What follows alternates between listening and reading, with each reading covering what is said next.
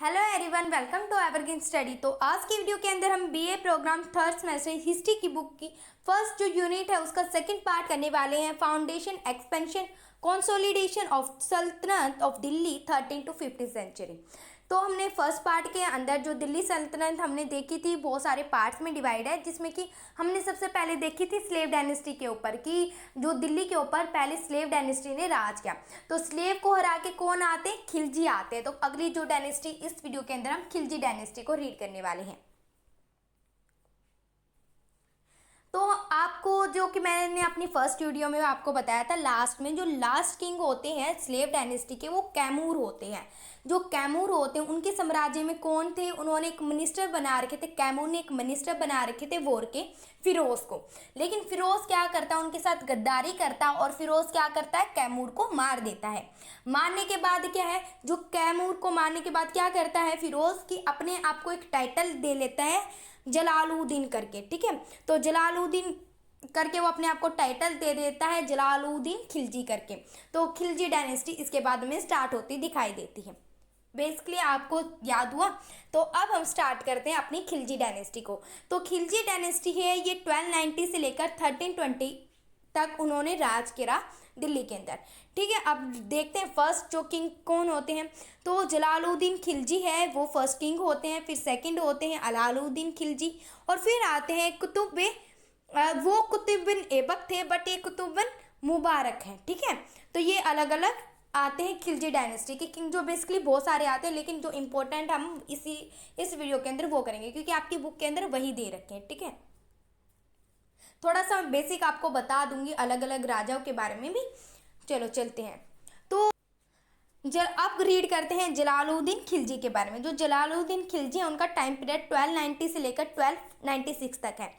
क्यों इतना कम time period? Because क्योंकि जब वो आते हैं राजगद्दी पर, खिलजी डायनेस्टी में आते हैं, किंग बनते हैं, तो क्या करते हैं वो खुद 70 ईयर्स के होते हैं। तो खुद 70 ईयर्स के, तो कितनी देर तक वो राजगद्दी को संभालेंगे? लेकिन वो बूढ़े हो चुके थे, लेकिन उन्होंने बहुत सारी बैटल लड़ी और उसमें सक्सेसफुली जीते भी।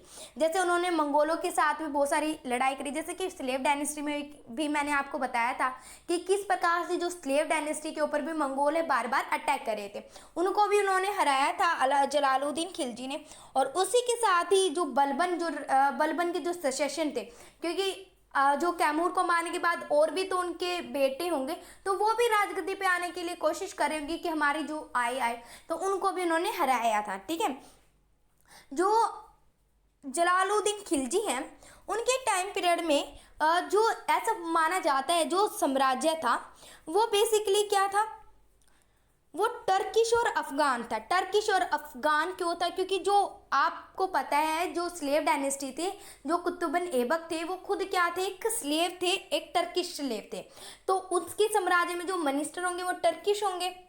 और अफगान क्यों बोला गया है? टर्किश और अफगान का मिला जुला मिश्रण था उनके साम्राज्य में। अफगान इसलिए क्योंकि जो जलालुद्दीन है वो खुद क्या थे? अफगानी थे, इसलिए क्या उनका जो मिश्रण था टर्किश और अफगान का। लेकिन कभी भी जलालुद्दीन खिलजी को ये पता था यदि मैं एक मोनोपोली जो पावर है टर्किश के हाथ में दे दूंगा, मतलब जो स्लेव डायनेस्टी के टर्किश जो मिनिस्टर है उनको मैं दे दूंगा, तो क्या करेंगे? वो मुझ पे ही भारी पड़ेंगे और मेरा साम्राज्य हासिल कर लेंगे। लेकिन उन्होंने कभी भी क्या टर्किश को ज़्यादा पावर नहीं दी, तो उन्होंने हाई पोस्ट पे कभी भी उनको नहीं रखा। ठीक है, he was the first ruler, उन्होंने फर्स्ट रूलर थे दिल्ली सल्तनत के, जिनको ये टॉलरेंस नीति अपनाई, जिससे कि उनको पता चला कि जो हम दिल्ली में ये करें कि इस्लाम धर्म को फैलाएंगे, लेकिन इस्लाम धर्म के अलावा भी जो दिल्ली के अंदर बहुत ज़्यादा संख्या में क्या हिंदू रहते हैं, तो हमें उनके बारे में भी सोचना चाहिए। तो ये फर्स्ट किंग थे जिन्होंने अच्छी नीति अपनाई कि वहाँ पर हिंदू भी रहते हैं और मुस्लिम भी रहते हैं, तो उनकी टॉलरेंस नीति थी, अच्छी नीति थी दोनों धर्म के साथ। ठीक है, तो उनकी टॉलरेंस नीति थी, हमने देखा। उसके साथ ही अवॉइड हार्श पनिशमेंट, तो वो पनिशमेंट है जो जलालुद्दीन खिलजी वो कभी भी ज़्यादा पनिशमेंट नहीं देते थे। जैसे कि आप रीड करो, जो बलबन थे, बलबन के जो नेफ्यू थे, भतीजे, बलबन जो डायनेस्टी हमने रीड करी थी, जो स्लेव डायनेस्टी के अंदर बलबन भी डायनेस्टी है। ठीक है, याद आया आपको? ठीक है, तो बलबन जो डायनेस्टी है उनके एक नेफ्यू होते हैं मलिक छज्जू करके एक उनके नेफ्यू होते हैं, जो कि क्या करते हैं? अलाउद्दीन खिलजी है उनको एक कारा एक जगह का नाम है, वहाँ पर क्या गवर्नर घोषित कर देते हैं कि आप गवर्नर हो यहाँ के और अच्छी तरीके से काम संभालो।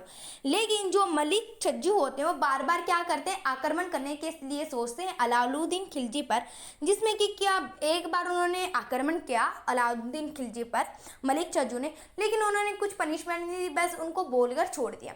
लेकिन वो दोबारा आक्रमण करने लगते हैं तो वो क्या करते हैं, उनको उस पोस्ट से हटा देते हैं।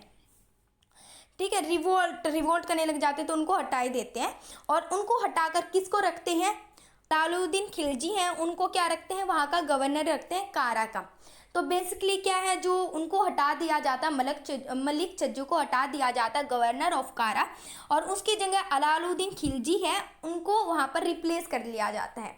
तो इतना समझ आया, जो कि क्या थे, जो नेफ्यू थे, ये नेफ्यू किसके हैं, ये खुद जो जलालुद्दीन खिलजी के नेफ्यू हैं और सन इन लॉ भी हैं। ठीक है, वो बलबन के थे लेकिन ये खुद उसके ही नेफ्यू और उसके ही सन इन लॉ है। ठीक है, during the reign of Jalaluddin Khilji, जो जलालुद्दीन खिलजी के टाइम पीरियड में क्या था, बहुत सारे इन्वेडर भी आ रहे थे, जैसे कि करने के लिए एक देवगिरी एक जगह का नाम होता है, जहाँ पर क्या होता है बहुत सारे इन्वेडर आते हैं, मतलब इन्वेडर किन्हें बोला जाता है, जो दूसरे देश से हम पर आक्रमण करने आता है। जैसे मंगोल का एक इन्वेडर है, क्योंकि वो इंडिया पर राज करने आ रही हैं तो वो आक्रमण कर रहे हैं, तो उनको तो बहुत सारे आ रहे थे, तो देवगिरी पर मतलब इन्वेडर आ रहे थे, जिसपे कि क्या अलाउद्दीन खिलजी है जो उन्होंने रिप्लेस किया था मलिक छज्जू के नाम पर, उनको वहाँ से क्या करा, देवगिरी पर बहुत सारे इन्वेडर आ रहे थे जिनको उन्होंने हराया था। किसने हराया था, अलाउद्दीन खिलजी ने हराया था। तो अलाउद्दीन खिलजी ने जो भी वो इन्वेडर आ रहे थे उनका सामान लूटा और अपने पास रख लिया। तो वो सोच रहे हैं कि मैं इतना अच्छा हूँ, तो उसके मन में क्या आ जाता है, ये सोचता है कि मैं क्या करूँ, जो जलालुद्दीन खिलजी है उसको मार दूं, और इसके बाद जो साम्राज्य होगा उसका तो वो बेटा भी नहीं है, तो वो सारा साम्राज्य किसका हो जाएगा, मेरा हो जाएगा। तो इसी के लिए वो क्या करते हैं, जो जलालुद्दीन खिलजी को मार देते हैं अलाउद्दीन खिलजी। और अलाउद्दीन खिलजी क्या करते हैं, बाद में जो कारा वगैरह की जो जगह होती है उस पर, वो छोटी सी जगह थी, वहाँ से हटकर क्या पूरी दिल्ली पर राजगद्दी पे बैठ जाते हैं। ठीक है, इसके बाद क्या होता है, जो बहुत सारे नोबल्स होते हैं और सोल्जर्स को वो गिफ्ट देते हैं, बिकॉज उनकी हेल्प से क्या है वो जलालुद्दीन खिलजी को हरा पाए। तो बेसिकली एक छोटी सी बात है कि पहले से उन्होंने कारा की एक जगह दी थी अलाउद्दीन खिलजी को, लेकिन उनके मन में आ जाता है कि मैं एक छोटी सी जगह पर राज कर रहा हूँ, मुझे पूरा बड़ा होना चाहिए, और इसलिए वो क्या करते हैं, जो जलालुद्दीन खिलजी को मार देते हैं। ठीक है, इतना पता चला आपको। अब हम रीड करते हैं आगे। तो अब कौन सी राजगद्दी पे बैठ गया है दिल्ली की, अब बैठ गए हैं अलाउद्दीन खिलजी। अब अलाउद्दीन खिलजी है, ये माना जाता है बहुत ज़्यादा इम्पोर्टेंट रूलर है, और इनके बारे में आपका बड़ा एक लॉन्ग क्वेश्चन आ सकता है। जैसे कि हमने स्लेव डायनेस्टी में इल्तुतमिश के बारे में रीड किया था, तो सेम एज जो खिलजी डायनेस्टी में अलाउद्दीन खिलजी पर आपका 15 नंबर का क्वेश्चन आ सकता है। ठीक है, तो अलाउद्दीन खिलजी है, उनका जो 1296 से लेकर 1316 तक है। उसके साथ ही आपको मैंने पहले बताया, ये अलाउद्दीन खिलजी हैं, ये नेफ्यू और सन इन लॉ थे जलालुद्दीन खिलजी के। ठीक है, उसके साथ ही जब जलालुद्दीन खिलजी का टाइम पीरियड था, किसका, जलालुद्दीन, तो उन्होंने उसी टाइम क्या कर रखा था, 2 मिनिस्टरों को नियुक्त कर रखा था कि वो उसकी मदद करेंगे। तो उन्होंने वो 2 मिनिस्टर कौन से थे, एक थे अमीर ए तुजाक करके जो मिनिस्ट्री ऑफ सेरेमनीज थे, उसके साथ ही अर्जी ए मूल मलिक थे minister of war. Minister of war कौन थे, अरीज ए मूल मलिक थे, और मिनिस्टर ऑफ सेरेमनीज कौन थे, अमीर ए तुजाक थे। तो उन्होंने जलालुद्दीन खिलजी के टाइम पीरियड में ही अपॉइंट कर दिए थे कि आगे चलकर मेरी मदद करेंगे। तो इसकी जो प्लानिंग थी ये पहले से चली आ रही थी, किसकी, अलाउद्दीन खिलजी की। ठीक है, तो उन्होंने जिस प्रकार जो बलबन की पॉलिसी थी, बलबन की कैसी पॉलिसी थी कि बलबन सोचता था कि मैं क्या करूं, जो बलबन जो स्लेव डायनेस्टी के जो बलबन थे उनकी क्या सोच थी कि मैं क्या करूं, जो अमीर जो लोग हैं, जो शाही परिवार है, मैं उनको इकट्ठे ना बैठने दूं। यदि वो इकट्ठा बैठेंगे तो अच्छी बातें होंगी, वो उनको भगाने के लिए सोचेंगे, तो मैं क्या करूं, बिल्कुल भी इनको बैठने ना दूं, अमीर लोगों की मीटिंग ना होने दूं, जो शराब वगैरह पीते हैं इकट्ठे बैठ कर इनको ना पीने दूं। उसके साथ ही उनकी एक और नीति थी कि जो इंटर मैरिज होती है, बड़ी बड़ी फैमिलीज में शादी कर लिया जाता है, तो ऐसा भी मैं नहीं होने दूंगा।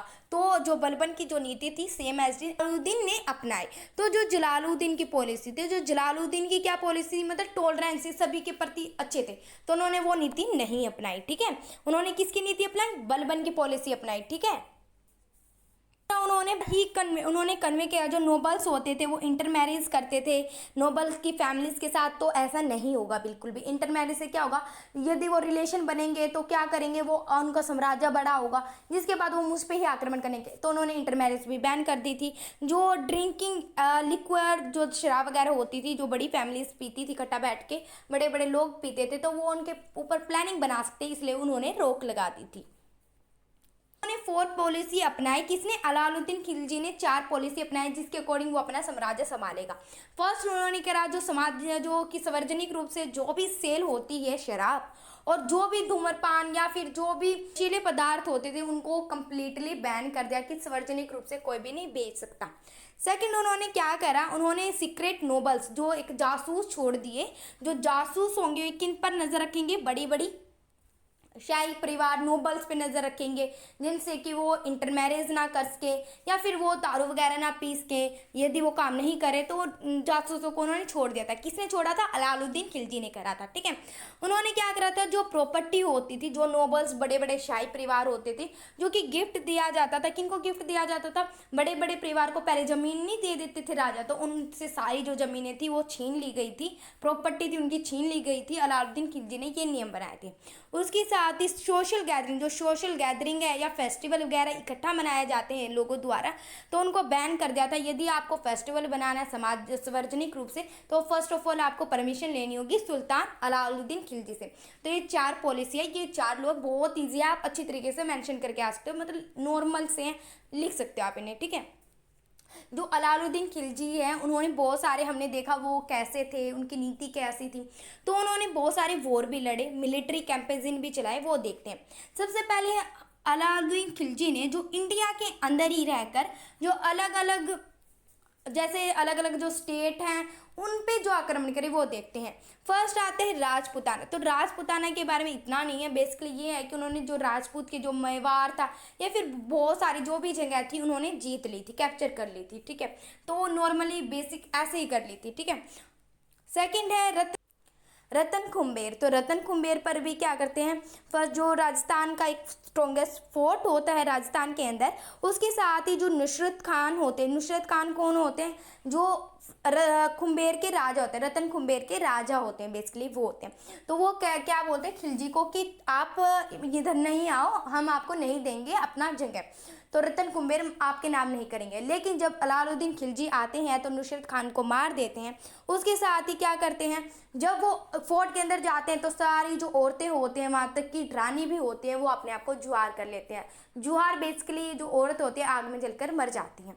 तो ये था जो कि सारा साम्राज्य किसका हो गया, रतन कुम्बेर अब अलाउद्दीन खिलजी का हो गया। गुजरात भी उनका हो गया है, राजपूत भी जो स्टेट थी वो सारी किसकी होगी, अलाउद्दीन खिलजी की। तो आप सोच सकते हो कि कितने ताकतवर किंग थे वो। ठीक है, अब करते हैं चित्तौड़। चित्तौड़ के नॉर्मली आपने मूवी भी देखी होगी पद्मावत करके, तो पद्मावत मूवी में जो भी बेसिक बातें होती हैं तो वो आपको इसके अंदर लिख देनी है। तो ये है कि जो अलाउद्दीन खिलजी है वो चित्तौड़ में जाते हैं, तो वहाँ के जो राजपूत जो स्टेट होते हैं उनको अपने अंडर करते हैं। 1303 के अंदर जो वो क्या करते हैं, चित्तौड़ के फोर्ट पर अपना कब्जा कर लेते हैं, जिसपे कि क्या होता है, जो स्कॉलर्स का मानना ये होता है कि चित्तौड़ पर राज करने का मतलब क्या था अलाउद्दीन खिलजी का, सिर्फ जो पद्मनी जो वहाँ की ब्यूटीफुल क्वीन थी, जो रत्ना जो राजा रतन की बीवी थी, उन पर हक करना चाहती थी। लेकिन क्या होता है, जो वो रतन खुम्बेर को हरा देते हैं और उसके बाद जो पद्मनी होती है वो अपने आप को जुहार कर लेती है और सारी औरतें भी कर लेती हैं। तो ये होती है, जिसके बाद क्या चित्तौड़ भी उनका ही हो जाता है। तो हमने देखा कि इंडिया के अंदर उन्होंने कैसे कैंपेन चलाए। अब हम रीड करते हैं मंगोल, जो कि बाहर वाले देशों के साथ उन्होंने किस तरीके से मिलिट्री चलाई। ठीक है, तो फर्स्ट वॉर है जो वो लड़ते हैं अलाउद्दीन खिलजी, वो खादिर इन्वेंशन होता है। खादिर कौन होते हैं, खादिर एक व्यक्ति होते हैं जो कि इंडिया के अंदर आ रहे हैं। तो उन्होंने क्या करा, मंगोलों के खिलाफ he received information about the Mongol attack on the north west region. तो उन्होंने इंफॉर्मेशन मिली अलाउद्दीन खिलजी को कि क्या है, जो नॉर्थ वेस्ट मतलब ये इंडिया का मैप है, यहाँ से ये नॉर्थ होगा और ये वेस्ट हो गया, तो यहाँ से कौन आक्रमण कर रहे हैं, जो खादिर एक व्यक्ति हैं जो कि इंडिया के अंदर मंगोल के थे, जो कि वो इंडिया के अंदर आ रहे हैं। तो इनको ऐसी इंफॉर्मेशन मिली, जिसके बाद क्या होता है, जो अलाउद्दीन खिलजी अपने भाई को क्या ऑर्डर देता है, उलग खान को, कि उस वॉर को स्टॉप करो। जिसके बाद क्या होता है, ये के लिए जो बैटल थी उसको हरा दिया जाता है। कौन हरा देते, उलग खान हरा देते हैं। जिसके बाद जो 20,000 जो मंगोल हैं उसके अंदर किल हो जाते हैं और 1000 ऑफ मंगोल वर प्रिजन, और उनको दास बना लिया जाता, मतलब कि जो 20,000 जो लोगों मंगोल के वो मर जाते हैं और हज़ारों की संख्या में जो मंगोल होते हैं उनको दास बना लेते हैं अलाउद्दीन खिलजी। तो जो ये फर्स्ट बैटल थी खादिर इन्वेंशन, वो अलाउद्दीन खिलजी है वो जीत जाते हैं। तो सेकंड बैटल रीड करते हैं शालदी इन्वेंशन। तो शालदी कौन थे ये रीड करते हैं। शालदी भी बेसिकली एक व्यक्ति होते हैं जो कि इंडिया के ऊपर मतलब आए थे मंगोल साइड से हम पर आक्रमण करने के लिए, ठीक है। तो ये शालदी एक व्यक्ति होते हैं जो कि फोर्ट हमारा शाबी उन पर आक्रमण करते हैं। तो ये जो शाबी है एक शेवान एक जगह का नाम होता है हमारी साबी मतलब एक शेवान एक जगह है जो कि सिंध के किनारे पर लगती है। तो शेवान उस सिंध के अंदर एक शेवान है और शेवान के अंदर साबी एक फोर्ट है। तो वहाँ पर शालदी हैं वो आक्रमण करते हैं, बेसिकली समझ आया। लेकिन जो हमारी शाबी थे उन पर कौन राज कर रहे थे, तो शाबी पर राज कर रहे थे जुफर खान। जो जुफर खान कौन थे, वो एक इक्तादार थे। इक्तादार मैंने आपको फर्स्ट वीडियो के अंदर भी पढ़ाया था कि एक इक्ता प्रणाली थी। इक्ता प्रणाली क्या होती थी, जो सोल्जर्स होते थे, एक भूमि का मतलब बेसिकली एक छोटा सा भूमि का टुकड़ा होता था जिसको जो राजा होते थे वो दान में दिया जाता था या फिर किसी को सैलरी दी जाती थी दान के टुकड़े से। और इक्तादार कौन होते थे, वो होते थे जो रिवेन्यू वगैरह इकट्ठा करते थे। जैसे एक फार्मर है, एक जमीन के टुकड़े पर खेती कर रहा है ना, इक्ता हुई एक जमीन के टुकड़े पर वो खेती करा, तो उस खेती का जो भी होगा वो रिवेन्यू इकट्ठा करेगा और रिवेन्यू सारे सोल्जर्स को दे देगा। तो इक्तादार कौन थे, जफर खान थे। तो जफर खान को अलाउद्दीन खिलजी है ऑर्डर देते हैं कि जो साबी है साबी पर बिल्कुल घेराबंदी कर दो, और घेराबंदी करके वो क्या करते हैं, उसको क्रैश कर देते हैं उस साबी के फोर्ट को, और जो उसकी सारी जो शालदी होते हैं वो मर जाते हैं और सारे जो मंगोल के इन्वेडर्स होते हैं जो भी सोल्जर्स होते हैं वो मर जाते हैं। तो ये सेकंड बैटल थी 2 साल के अंदर जो कि अलाउद्दीन खिलजी हैं मंगोलों द्वारा जीत जाते हैं। अलाउद्दीन खिलजी हैं, ये सेकंड बैटल थी उनके द्वारा लड़ी जाना जो मंगोलों द्वारा करी गई थी, उसमें वो जीत गए थे, ठीक है। सेकंड बैटल भी की इन्वेशन जो कि मंगोलों की थी। तो उन्होंने मंगोलों का क्या था, जो उन्होंने इंफॉर्मेशन मिली कि तार्गी को कि जो अलाउद्दीन खिलजी है वो क्या गए हैं, चित्तौड़ गए हैं और चित्तौड़ पर राज करने के लिए गए हैं। तो एक अच्छा मौका है जो अलाउद्दीन खिलजी अपनी सारी सेना को लेकर वहाँ गए, तो हम क्या करें वहाँ पर राज कर सकते हैं दिल्ली के अंदर। लेकिन उन्हें ये नहीं पता था कि वो दिल्ली से आए हैं अभी, ठीक है। जिसके बाद क्या होता है, जो तार्गी होते हैं 1,20,000 सेना के साथ दिल्ली के अंदर आ जाते हैं और 1303 के अंदर आते हैं, ठीक है। और ये लेकिन सेकंड हैंड क्या होता है, जो शादी की जो आर्मी होती है वो भी क्या आ जाती है, यमुना के ब्लॉक यार्ड में आ जाते हैं, जिसमें कि वो बैटल में इतना कुछ खास हुआ तो नहीं। लेकिन क्या होता है, जो अलाउद्दीन खिलजी है उनके पास इतनी आर्मी नहीं थी उस समय कि वो लड़ पाए। लेकिन उन्होंने उस समय बिल्कुल भी हिम्मत नहीं हारी। उन्होंने क्या करा, जो भी उनकी सेना थी उनको अच्छी तरीके से उनको फिट करा, उसके साथ ही वो बैटल लड़ते गए 2-3 साल तक उसका कोई भी परिणाम निकला। 2 और 3 टाइम्स कोई भी परिणाम नहीं निकला उसका। वो झगड़ा ऐसे ही होता गया, मतलब लड़ाई ऐसे ही होती गई। जिसके बाद जो तार्गे है वो अंडरस्टैंड हो जाते हैं कि वो सोचते कि 2-3 बार हम 2-3 साल लगे इसको करने में, तो इसके कोई परिणाम नहीं करते। तो तार्गे होते हैं वो खुद अपने आप ही चले जाते हैं, क्योंकि उनको पता चल जाता है इस बात का, जब तक कि अलाउद्दीन खिलजी है दिल्ली सल्तनत के अंदर बैठे हैं तब तक हम बिल्कुल भी जीत नहीं सकते। तो वो उल्टे चले जाते हैं। तो इससे अलाउद्दीन खिलजी को एक दिमाग मिला कि मुझे क्या हमेशा प्रिपेयर रहना चाहिए। तो उन्होंने उनके जाते ही अपनी एक आर्मी को स्ट्रॉन्ग करा, ठीक है। इसलिए उन्होंने बहुत सारे स्टेप लिए, अपनी इकोनॉमिक पॉलिटिक्स सबको अच्छी तरीके से मेंटेन किया। अब लास्ट जो होता है इन्वेंशन होता है अली बेग तारतक एंड तार्गी। तो ये तारगी हमने अभी भी रीड किया था, तो देखते हैं दोबारा से। वंस अगेन 1305 में वो दोबारा से आ जाते हैं। मंगोल मान ही नहीं रहे थे कि हमारा कुछ होने वाला नहीं। वो दोबारा से आ जाते हैं 1305 के अंदर दिल्ली सल्तनत पर अटैक करने के लिए। दी मंगोल आर्मी वो ज्वाइंट, जो अब की बार क्या थे, वो अकेले आ रहे थे। अब की बार अली बेग, तारतक और तारंगी इकट्ठा होके आए।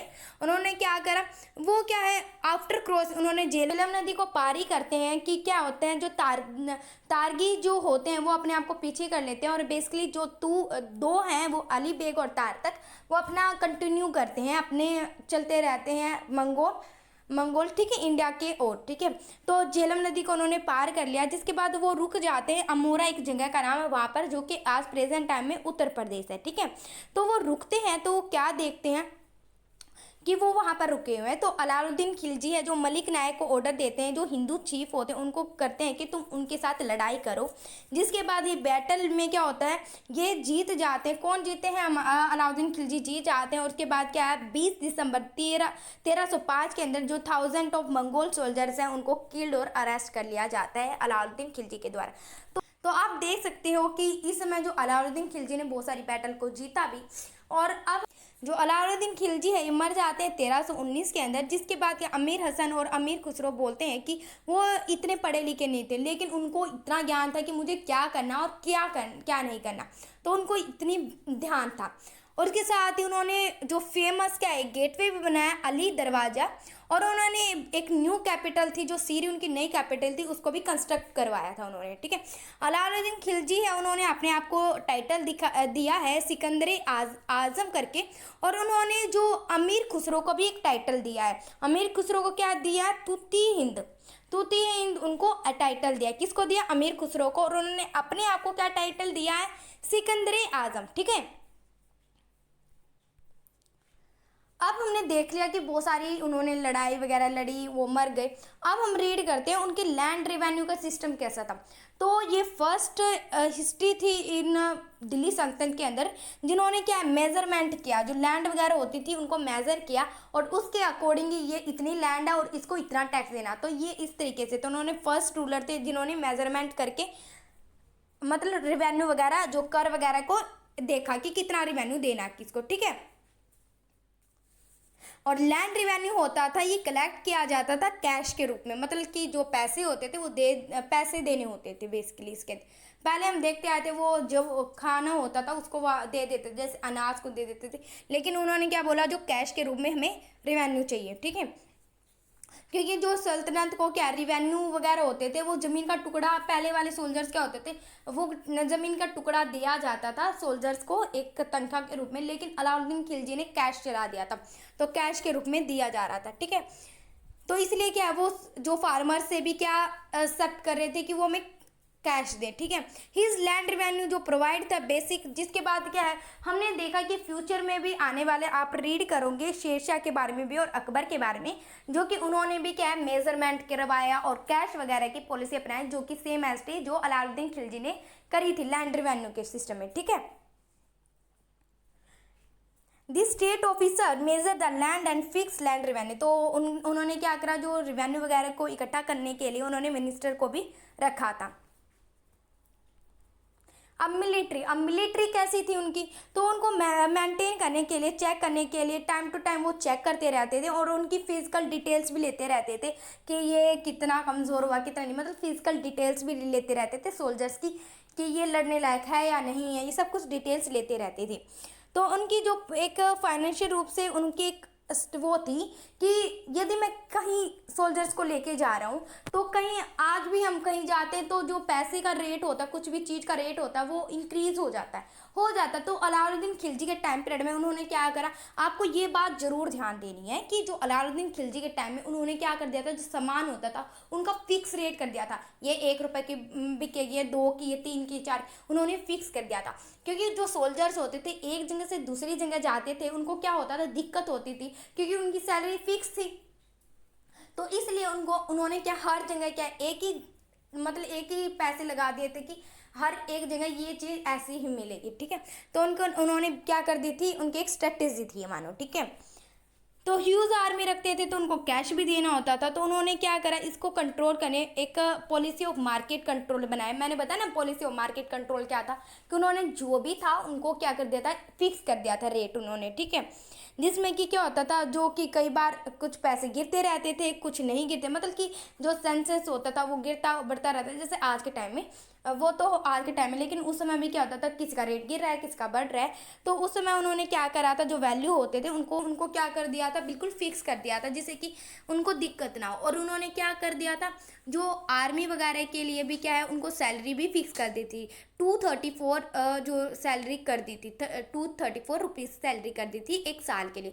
लेकिन आज के समय हमें कम लग रहे हैं, लेकिन उस समय में 1 रुपये की भी बहुत ज़्यादा कीमत होती थी और 1 पैसे की भी होती थी, ठीक है। तो उनके लिए बहुत ज़्यादा था, ठीक है।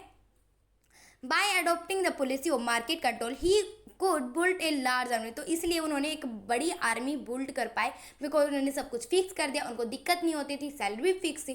तो उनकी फिक्स पॉलिसी के कारण बिल्कुल अच्छा हुई मिलिट्री रिफॉर्म, ठीक है। अब फाइनेंशियल एंड रिवेन्यू रिफॉर्म तो हम देख के आए, फाइनेंशियल किस प्रकार से होता था। तो इन्होंने ऑर्डर किया जो ऑल लैंड एंड विलेज की, जो कि उन्होंने क्या करा, जो रिवेन्यू वगैरह की पॉलिसी थी, आप इसके अंदर ये भी ऐड कर सकते हो कि उन्होंने, जैसे कि हमने 4 लॉ पढ़े थे अलाउद्दीन खिलजी के, तो उसी तरीके से उन्होंने क्या करा, जो अमीर वगैरह होते थे, जो रिच पीजेंट होते थे, उनके जो काम थे, उनको पहले क्या होता था, हमने देखा ना, इनहेरिडिटी होता था कि राजा का बेटा राजा बनेगा। तो उन्होंने क्या करते थे, जो जमींदार होते थे या इक्तादार होते थे, उनको वो ना सीरियल वाइज ऐसे चलते रहते थे। लेकिन उन्होंने क्या करा था, उन्होंने ये बोल दिया था, ये इक्तादार है तो इसके बाद इसका बेटा नहीं बनेगा। यदि ऐसा रहा तो क्या पता वो इतने बड़े हो जाएं कि हम पर ही आक्रमण कर ले। तो उन्होंने ये कर दिया था। एक तो मैंने लिख नहीं रखा, आपको बेसिकली ये याद रखना है, ठीक है। उसके साथ उन्होंने क्या करा था, जो रिच पीजेंट थे या फिर जमींदार थे, उनको क्या कर दिया था, उनकी जो भी उन्हें गिफ्ट वगैरह दिया जाता था, ह्यूज लैंड थी उनके, उनको वापस करनी थी गवर्नमेंट को। तो उन्होंने बेसिकली जो किंग हो, जो बड़े बड़े रिच पीजेंट होते थे, रिच जो आदमी होते थे, शाही परिवार से बिलोंग करते थे, जो पहले के टाइम में उनके पास बहुत ज़्यादा ज़मीन थी, उनको क्या बोला, जो तुम्हें उपहार में जो ज़मीनें मिली है वो सारी तुम्हें किसको देनी पड़ेगी, गवर्नमेंट को देनी पड़ेगी, मतलब अलाउद्दीन खिलजी के नाम करनी पड़ेगी। तो ये बात उन्होंने कर दी थी। तो इस तरीके से वो फाइनेंशियल को कंट्रोल करते थे, मतलब जांच करने के लिए मिनिस्टर होते थे, तो ऐसे करते रहते थे, जासूस वगैरह छोड़े जाते थे, ठीक है। शॉपकीपर पर वो किस तरीके से कंट्रोल रखते थे, तो उनका शॉपकीपर पर कंट्रोल इतना, मतलब कि उन्हें देखने को नहीं मिला, कोई भी पनिशमेंट ज़्यादा उन्हें देखने को नहीं मिली। लेकिन वो कई बार चेक भी करते रहते थे कि जो शॉपकीपर हैं वो अपना काम अच्छी तरीके से कर रहे हैं या नहीं कर रहे। तो उसके लिए वो क्या करते थे, बेसिकली छोटी सी इंफॉर्मेशन आप अच्छी तरीके से याद भी रख सकते हो इसको। जैसे कि वो क्या करते थे, जो बच्चे होते थे, बच्चों को वो बोलते थे कि तुम जाओ और शॉपकीपर के पास और देखो कि ये सही तोल रहा है सामान को, या सही पैसे दे रहा, फिक्स जो मैंने लगा रखे।